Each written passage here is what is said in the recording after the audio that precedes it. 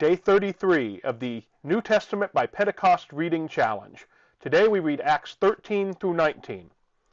Much of the chronological work for Paul's journeys hinges on a correspondence between the mention of a Gallio as proconsul of Achaia in Acts 18:2 and an inscription found by archaeologists working at Delphi that indicate that such a person was proconsul from the years 50 to 51 AD. We won't get into the thickets of it, but the timeline suggested by Acts and the timeline in Paul's letters don't mesh cleanly. In particular, Acts seems to suggest the conference at Jerusalem was fairly early, while Paul says it came after 14 years of missionary work in Galatians 2. The point here is that Acts continues to be primarily a theological document, not a straightforward history or biography. The last half of Acts turns to Paul as the central human character and gives us a view of his missionary journeys.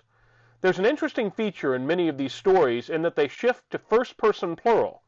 Some take that as evidence that the author traveled with Paul, others see it as a literary device. Still others as a suggestion of an older oral history known and used by a later author. We often fear conflict in the church, wearing fake smiles and false agreement. But Acts shows us how conflict can aid in discipleship and growth.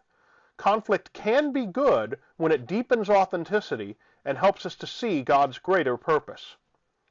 In the big picture, Paul, both as depicted in Acts and in his own letters, never sees his mission to the Gentiles as separated from God's concern for Israel. Luke's masterful writing takes us back into the world of ancient Israel and into the world of Greek religion and philosophy, emphasizing that God never stops calling us. Blessings on your reading.